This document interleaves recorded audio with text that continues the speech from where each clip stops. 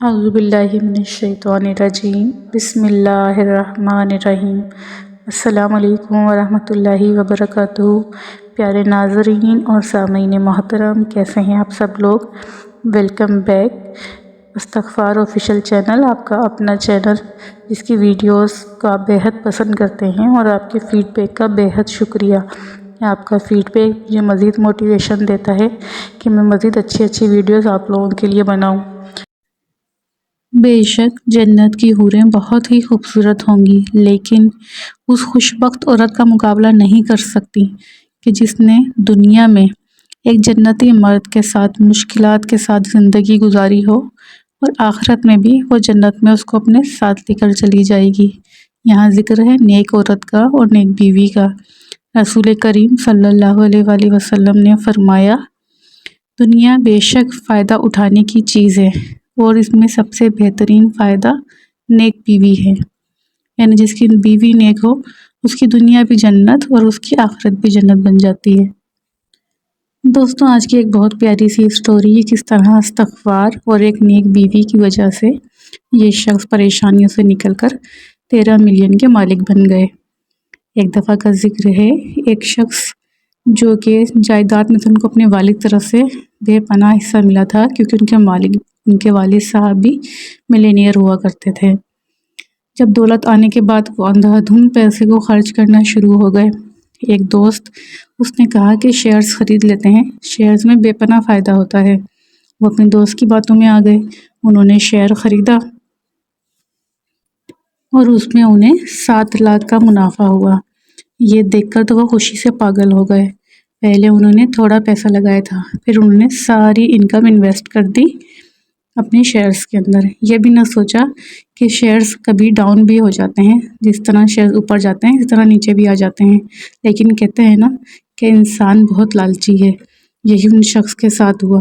شروع میں تو انہیں پروفٹ ہوا، لیکن اچانک اسٹاک مارکیٹ کریش کر گئی اور ان کا سارا پیسہ ڈوب گیا اور وہ دیوالیہ ہو گئے۔ وہ نفسیاتی مریض بن گئے۔ انہوں نے اپنے آپ کو ایک کمرے میں بند کر لیا۔ وہ کسی سے بات نہ کرتے تھے۔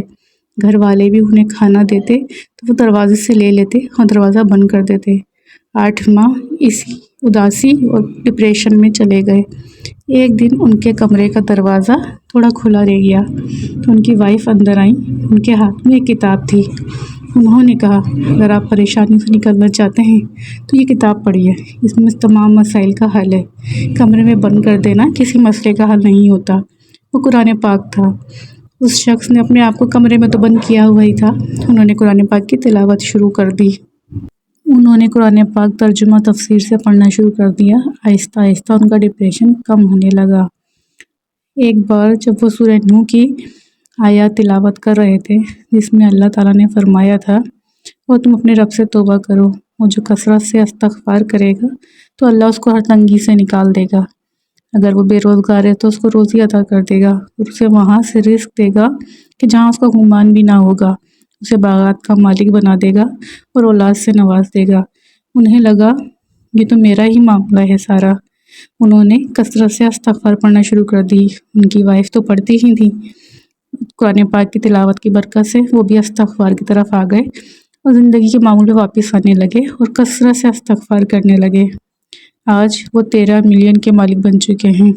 وہ سارے ڈپریشن، وہ ساری معاشی تنگیوں سے باہر نکل آئے استغفار کی برکت سے۔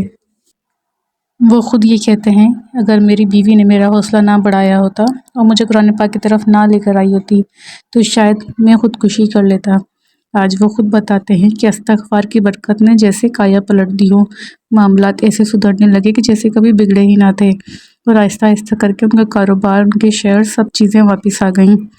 دوستوں، دیکھا آپ نے استغفار کی برکت اور نیک صالح بیوی کی برکت۔ اگر اس ٹائم ان کی بیوی بھی ڈپریشن میں آ کے ان کو چھوڑ کے چلی جاتی تو خدا نہ خواستہ وہ واقعی خودکشی کر لیتے۔ دوستوں، آج کی کہانی بس یہیں تک۔ اسٹوری اچھی لگی ہو تو لائک شیئر ضرور کیا کیجیے۔ ملتے ہیں نیکسٹ ویڈیو میں، جب تک کے لیے اجازت۔ اللہ حافظ۔ السلام علیکم ورحمۃ اللہ وبرکاتہ۔